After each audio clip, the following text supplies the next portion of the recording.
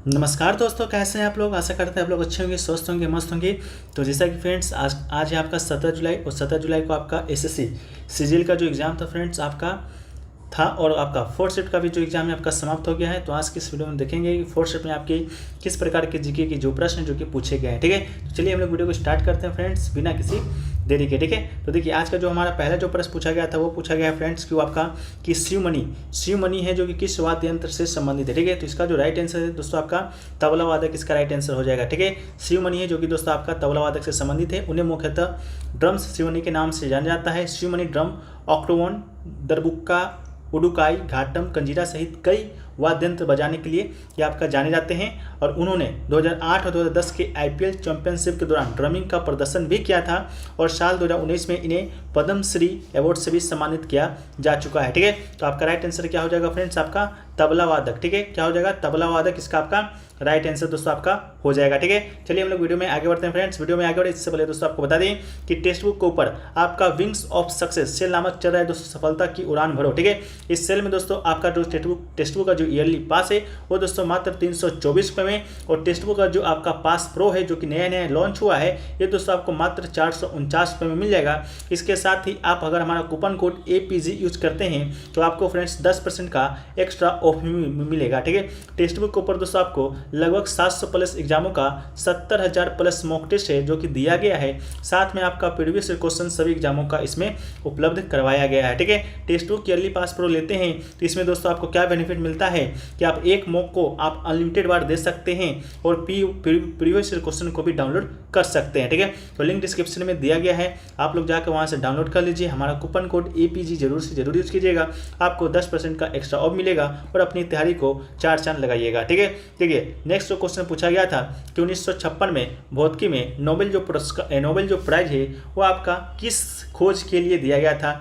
इन दोनों का नाम दिया गया था विलियम ब्रैडफोर्ड का और आपका जॉर्ज बार्डिन का और शॉकले का। ठीक है, इन दोनों का नाम दिया गया था और पूछा गया था इन दोनों को किस काम के लिए या किस खोज के लिए 1956 का नोबेल पुरस्कार है जो कि दिया गया है। ठीक है, तो 1956 का जो नोबेल पुरस्कार है फिजिक्स में, ठीक है, भौतिकी में संयुक्त रूप से विलियम बैडफोर्ड शॉकले को दिया गया है, जॉन बार्डिन को दिया गया है, वाल्टर हाउस्टर ब्रेटिन को दिया गया। ठीक है, किसके लिए दिया गया है तो अर्धचालकों पर उनके शोध और ट्रांजिस्टर प्रभाव की उनकी खोज के लिए दिया गया है, जो कि आपका राइट आंसर हो जाएगा।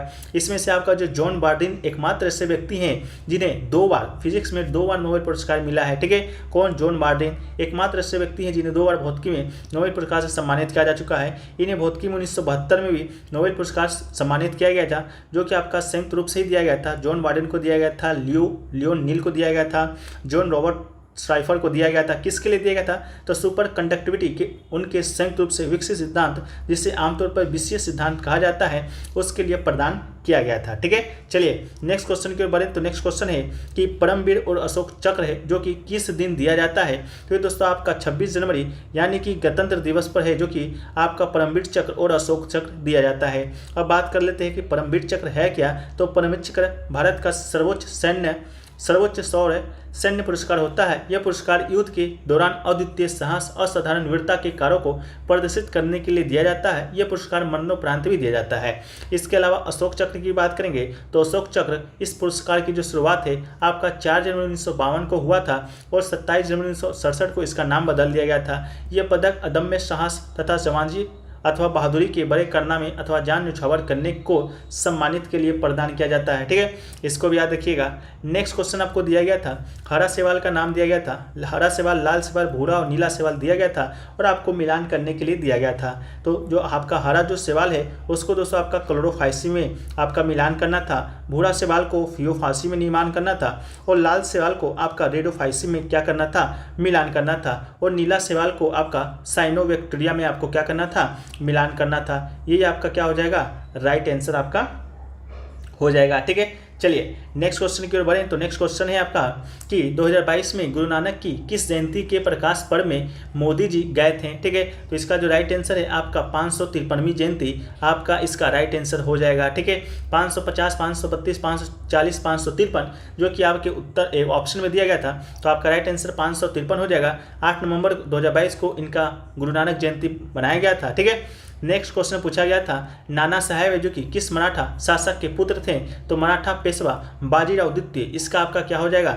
राइट आंसर हो जाएगा। नाना साहेब जिनका जो जन्म है 1824 में धोंदू पंत के रूप में हुआ था, मराठा पेशवा बाजीराव द्वितीय के दत्तक पुत्र थे, जिनके राज पर तीसरे मराठा युद्ध के बाद अंग्रेजों के द्वारा कब्जा कर लिया गया था। ठीक है, नेक्स्ट क्वेश्चन पूछा गया था, हरियाणा में महिला उद्यमिता के लिए कौन सी योजना चलाई गई थी? तो इसका जो राइट आंसर है मातृ शक्ति उद्यमिता योजना। ठीक है, मातृ शक्ति उद्यमिता योजना, इसका आपका क्या हो जाएगा? राइट आंसर हो जाएगा। ठीक है, इस योजना की शुरुआत की बता दें कि इस योजना के माध्यम से महिलाओं को स्वरोजगार प्राप्त करने के लिए प्रेरित किया जाता है। सरकार द्वारा इस योजना के अंतर्गत स्वरोजगार स्थापित करने के लिए महिलाओं को लोन भी उपलब्ध है जो कि करवाया जाता है। ठीक है, नेक्स्ट क्वेश्चन है कि प्रायद्वीपीय अपवाह तंत्र में कौन कौन सी नदी आती है? तो प्रायद्वीपीय भाग की जो अपवाह तंत्र में जो नदियाँ आती हैं, एक आपका महानदी आती है, गोदावरी आती है, कृष्णा आती है और कावेरी आती है, जो कि आपका पूरब की ओर बहती है अथवा बंगाल की खाड़ी में जाकर गिर जाती है। और ये जो नदियाँ हैं अपने मुहाने पर डेल्टा का भी निर्माण करती है। ठीक है, नेक्स्ट क्वेश्चन पूछा गया था, मौलिक कर्तव्य है जो कि कौन सी समिति की सिफारिश पर जोड़ा गया था? तो मौलिक कर्तव्य आपका किस समिति की सिफारिश पर जोड़ा गया था? तो ये दोस्तों आपका सरदार स्वर्ण सिंह समिति के सिफारिश पर जोड़ा गया था। तो इसका जो राइट आंसर हो जाएगा आपका स्वर्ण सिंह समिति। ठीक है, ये मौलिक जो कर्तव्य है आपका जोड़ा कब गया था? ये आपका 42वां संविधान संशोधन 1900 आपका 42वां संविधान संशोधन 1900 आपका 76 हुआ था, जिसके माध्यम से मौलिक कर्तव्य को जोड़ा गया था। 1976 में जब आपका मौलिक कर्तव्य है जो कि जोड़ा गया था, उस समय मौलिक कर्तव्य की जो संख्या थी 10 थी, और 11वां जो मौलिक कर्तव्य है वो दोस्तों आपका 2002 में जोड़ा गया था 6वां संविधान संशोधन के माध्यम से। ठीक है, चलिए नेक्स्ट क्वेश्चन की बात करेंगे। तो नेक्स्ट क्वेश्चन पूछा गया था आपका कि भारत का बाल लिंगानुपात है जो कि आपका कितना है? तो भारत की बाल लिंगानुपात की बात करेंगे तो इसका आपका राइट आंसर 999 हो जाएगा। अब बात कर लेते हैं बाल लिंगानुपात का कि यह होता क्या है। तो बाल लिंगानुपात को प्रति 1000 पुरुष पर महिलाओं की संख्या के रूप में आपका परिभाषित किया जाता है। किसको? बाल लिंगानुपात को। लेकिन ध्यान रहे कि यह आपका 0 से 6 वर्ष के बच्चों या बच्चियों के लिए यही किया जाता है। लेकिन लिंगानुपात की बात करेंगे तो लिंगानुपात आपका 1000 पुरुष पर महिलाओं की संख्या के रूप में परिभाषित करता है। ठीक है, लेकिन बाल लिंगानुपात आपका 0 से 6 वर्ष के बच्चियों को ही आपका गिनती करता है। इसके अलावा 2011 के जनगणना के अनुसार अरुणाचल प्रदेश में भारतीय राज्यों में सबसे अधिक बाल लिंगानुपात है यानी 972 है, जबकि हरियाणा में सबसे कम लिंगानुपात है यानी कि 834 है। ठीक है, नेक्स्ट क्वेश्चन पूछा गया था, क्रिकेट विश्व कप 2031 की मेजबानी कौन सा देश करेगा? इसका राइट आंसर आपका बांग्लादेश हो जाएगा। ठीक है, बांग्लादेश और भारत। ठीक है, ऑप्शन में किस प्रकार दिया गया था आप लोग बताइएगा। भारत और बांग्लादेश अक्टूबर-नवंबर 2031 में आईसीसी पुरुष क्रिकेट विश्व कप की क्या करेगा? सह मेजबानी करेगा। भारत और श्रीलंका फरवरी 2026 में आईसीसी पुरुष T20 विश्व कप की भी सह मेजबानी करेगा, तो इसको भी आप लोग याद रख लीजिएगा। इसके अलावा भारत 2029 का चैंपियंस ट्रॉफी भी अकेले मेजबानी करेगा, और 2023 का जो वर्ल्ड कप आपका हो रहा है पुरुषों वाला, उसका भी मेजबानी कौन कर रहा है? तो भारत ही अकेला कर रहा है, जो कि आपका 5 अक्टूबर से शुरू हो जाना है। नेक्स्ट क्वेश्चन पूछा गया था, गहन कृषि का मतलब क्या होता है? तो गहन कृषि या सघन कृषि जीविका कृषि का एक प्रकार है जिससे भूमि पर अत्यधिक जनसंख्या वाले क्षेत्रों पर किया जाता है। यह श्रम साध्य कृषि है जहाँ उत्पादन को बढ़ाने के लिए अधिक मात्रा में जैव रासायनिक निवेशों और सिंचाई का प्रयोग है जो कि किया जाता है। ऑप्शन आपका किस प्रकार दिया गया था? ऑप्शन का लैंग्वेज आप लोग कमेंट सेक्शन में जरूर बताने का प्रयास कीजिएगा। नेक्स्ट क्वेश्चन पूछा गया था, भारत का पहला समाचार पत्र जो कि किसने प्रकाशित किया था? तो भारत का जो पहला जो समाचार पत्र है वो दोस्तों आपका उसका निकालने का जो श्रेय है ये आपका जेम्स ऑगस्टस हिक्की को दिया जाता है। ठीक है, जेम्स ऑगस्टस हिक्की नामक एक अंग्रेज को प्राप्त है जिसने वर्ष 1780 में बंगाल गजट का प्रकाशन किया था। लेकिन पूछ दिया जाए भारत में प्रिंटिंग प्रेस की स्थापना कब हुआ था? तो ये दोस्तों आपका 1684 में ईस्ट इंडिया कंपनी के द्वारा कर दिया गया था। अगला क्वेश्चन पूछा गया था, अलाउद्दीन ने देवगिरी अभियान में किस गुलाम ने सहयोग किया था? तो अलाउद्दीन का जो देवगिरी अभियान था उसमें किस गुलाम ने सहयोग किया था? उसका सेनापति कौन था? तो इसका राइट आंसर आपका मलिक काफूर हो जाएगा। इस अभियान में आपका अलाउद्दीन का एक गुलाम था मलिक काफूर, जो कि आपका सेना का नेतृत्व है जो कि किया था, एवं देवगिरी के शासक रामचंद्र ने मलिक काफूर का भी पूरा सहयोग है जो कि किया था। नेक्स्ट है कि क्रिकेट में क्रिकेट के फील्ड में कितने अंपायर होते हैं? तो क्रिकेट के फील्ड में दोस्तों आपका टोटल तो 3 अंपायर होते हैं, लेकिन फील्ड में आपका 2 अंपायर ही खड़े होते हैं, ठीक है। तो इसका राइट आंसर आपका 2 हो जाएगा। नेक्स्ट क्वेश्चन पूछा गया था, अर्जुन सिंह ध्रुवे किस नृत्य शैली से संबंधित है जिन्हें 2022 में पद्मश्री अवार्ड से सम्मानित किया गया है? तो बैगा नृत्य इसका आपका राइट आंसर हो जाएगा। बैगा जो नृत्य है बैगा जनजाति के द्वारा किया जाता है, जिन्हें अर्जुन सिंह ध्रुव को पद्मश्री के लिए चुना गया था।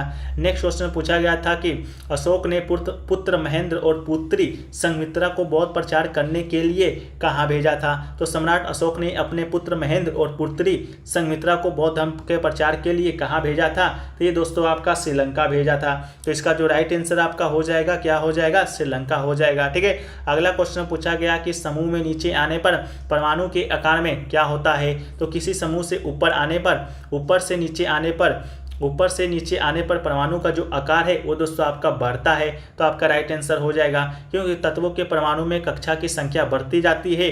कक्षा की संख्या बढ़ने से परमाणु का क्या होता है? आकार भी बढ़ जाता है। नेक्स्ट क्वेश्चन पूछा गया था कि निम्नलिखित में से कौन सा जो विकल्प है अपनी क्षारीय प्रतिक्रिया के द्वारा अमाशय से अम्लीय क्रिया के भोजन को तटस्थ कर देता है? तो इसका राइट आंसर आपका पित्तरस हो जाएगा, ठीक है। ये भोजन को क्षारीय बनाने में क्या करता है? तो मदद करता है।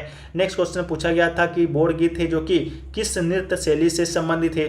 तो बौड़ गीत की बात करेंगे तो बौड़ गीत आपका क्या है? तो एक वैष्णव भक्ति गीत है जो कि असम में लोकप्रिय है। जब असम में लोकप्रिय है तो असम का कौन सा एक शास्त्रीय नृत्य है? तो एकमात्र शास्त्रीय नृत्य आपका सतरिया नृत्य है। तो बौड़ गीत भी आपका किससे संबंधित होगा? सतरिया शास्त्रीय नृत्य ही संबंधित होगा। तो आपका राइट आंसर सतरिया हो जाएगा।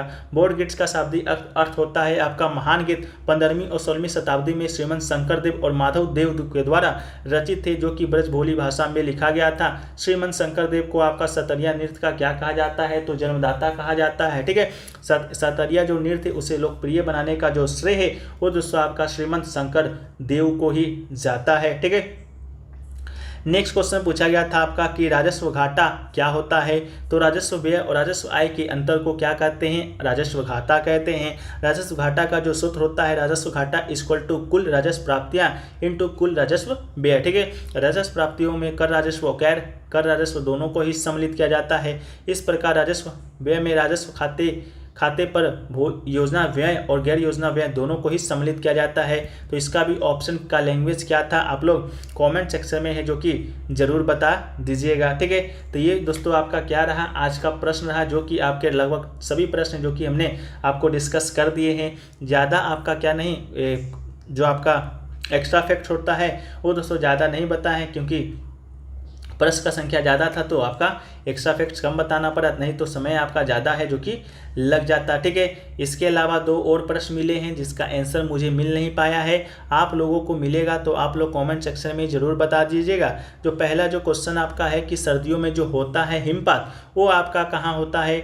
ऑप्शन में आपका दिया गया था कहाँ नहीं होता है। ऑप्शन में आपका शिमला दिया गया था, ऊटी दिया गया था, नैनीताल दिया गया था, श्रीनगर दिया गया था, ठीक है। इसमें से आपका कौन सा राइट आंसर हो सकता है? मेरे ख्याल से तो श्रीनगर में आपका हिमपात होता है, नैनीताल में भी होता है, शिमला में भी होता है, तो शायद आपका ऊटी आपका राइट आंसर हो सकता है शायद में, लेकिन आप लोग एक बार कंफर्म जरूर कर दीजिएगा।